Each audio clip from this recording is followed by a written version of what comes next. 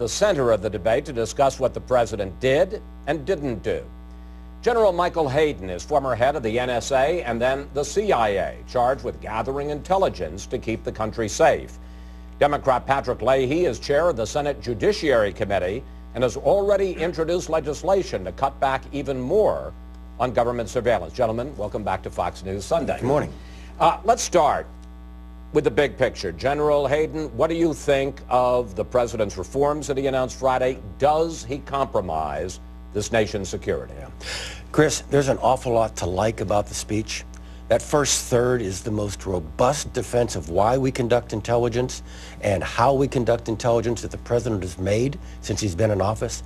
If he had been giving that speech for the last 6 months, I'm not so sure he would have had to have made the speech at the Department of Justice. Now, when you get into the substance, what he changed, I think there's a clear pattern with both the domestic and the foreign piece.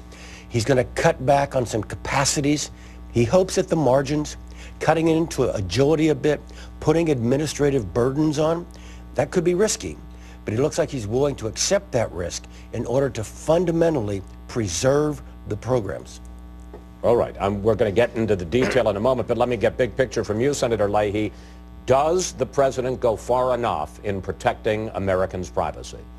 Well, I think he is trying to protect Americans, and you always have that balance between the privacy and protection.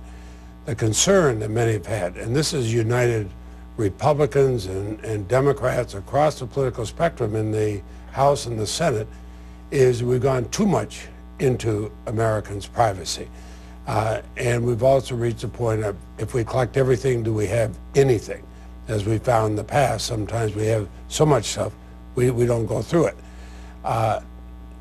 He has laid out a framework of the things he might do. There's still going to be legislation on this. For example, Attorney General Holder is coming to before the Senate Judiciary Committee on January 29th, the day after the President's State of the Union message. We are going to ask him a lot of questions because a lot of it was said that between what he and the head of national intelligence have to work out, there's going to be a lot of questions, again, from both Republicans and Democrats who are concerned that we're going too much in the privacy of Americans. Okay, let's get into some detail. I think it's fair to say the biggest debate is over the collection of metadata, the records of billions of American phone calls, not the content, but the fact that my number called your number, how long the call lasted.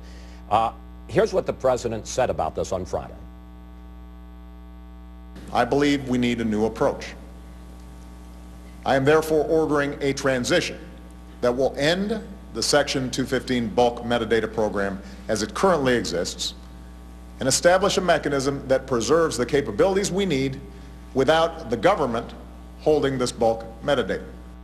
The president wants the NSA to get court approval before it can search the database. He wants someone other than the government to hold the records and to pursue calls only 2 steps removed from a suspected number instead of the current 3 steps removed. General Hayden, given the fact that the current NSA director, Keith Alexander, says that this bulk collection of metadata has only prevented 1 or 2 plots at the most, can't you live with those restrictions? Well, it appears they're going to have to live with those restrictions, Chris, but let's take them one at a time. 2 versus 3 hops. Now look, when you get out to the 3rd hop, very often... And basically, let me just quickly explain. What that means is they identify that there's a bad number. Currently, they can say, well, okay, this number called that number, called that number, called that number. 3 hops. Now it would be only 2 hops. Now look, if the 3rd hop weren't useful from time to time, we wouldn't have been doing it in the first place. But by the time you get out there, you really pretty much discover everybody has a dentist and everybody orders pizza, all right? And so there's an impact, but it's marginal. I'm a little more concerned about going to the court every time you want to query the data. As you said, Chris, they've got the data in the big database, and then they have what's called a seed number. It's almost always a foreign number. You get a cell phone from a safe house in Yemen, and you want to ask that database, has that seed number, that bad number you now have, ever been in contact with numbers here in the United States? And the standard is, do you have a reasonable, articulable suspicion that that seed number is Al-Qaeda related? That's a professional intelligence judgment.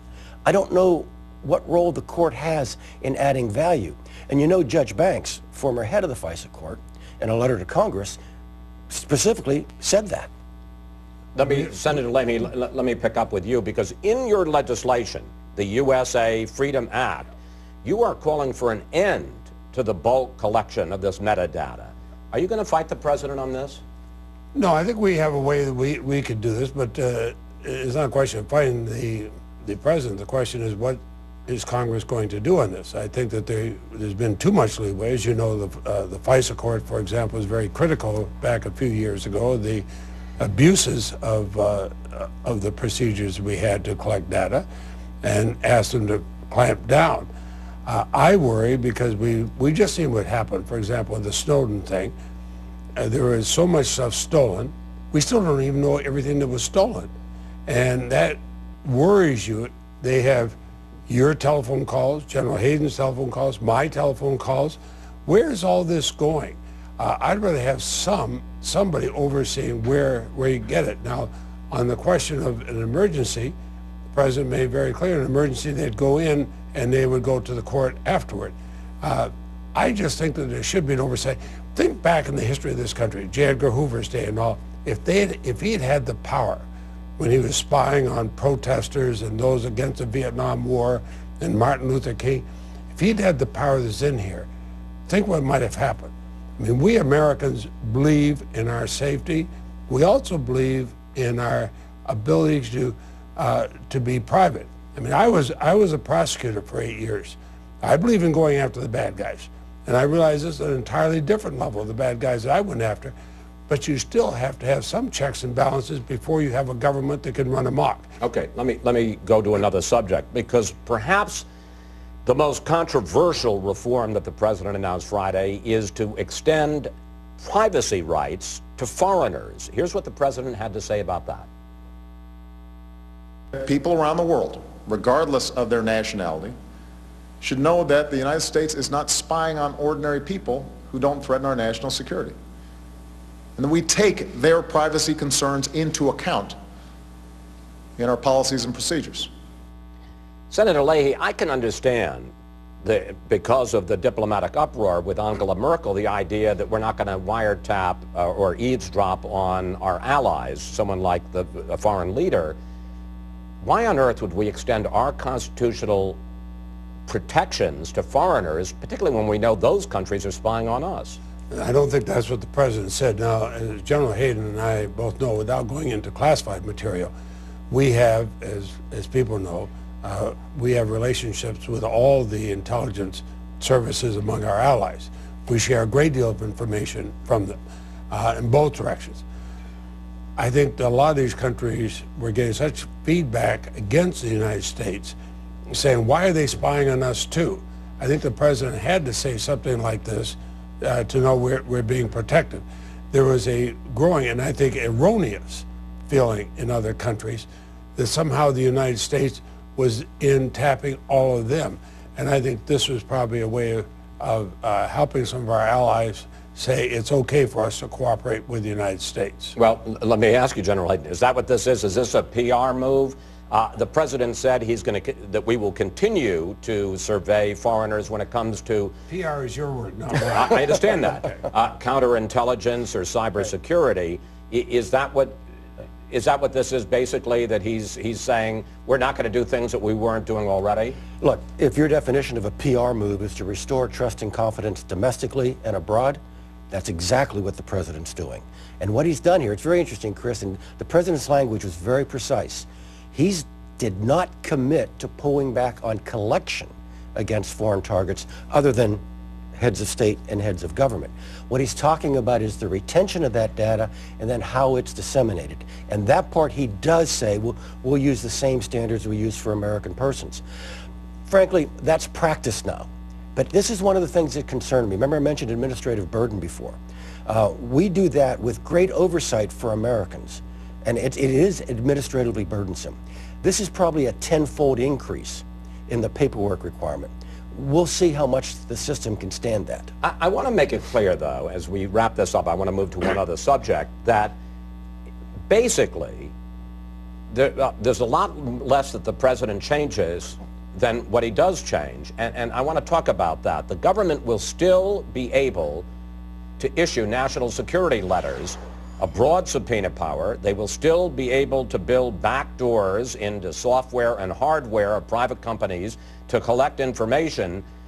Let me get you both briefly to answer this, because the impression I get, and maybe I'm wrong, General, isn't the basic surveillance structure that George W. Bush started after 9/11, isn't that still intact? Absolutely. And I'd add one more item to your list about going after encryption. His commission said we should pull back on that. He never mentioned encryption once in his talk. So in terms of the basic surveillance structure of George W. Bush? Exactly. Of course. No, that's exactly what the president has embraced it. He has got a political problem, and I don't mean to trivialize it, because in a democracy, political problems are very serious. He needs consent of the governed. He's willing to shave points off of flexibility, add administrative burdens, add oversight. But the objective, Chris, is to keep on doing what he's doing. Briefly, Senator Leahy, you agree? I think that we are going to maintain our ability to protect the United States. That's extremely important. Talk about encryption. We know that there's attacks on the United States all the time from foreign governments, right, as well as others. We saw this attack on Target, which is an enormous problem for this country. So we will protect against that. The concern everybody has is allowing our government to have such a reach into your private life, my private life, and everybody else's, that we have the government controlling us instead of us controlling the government.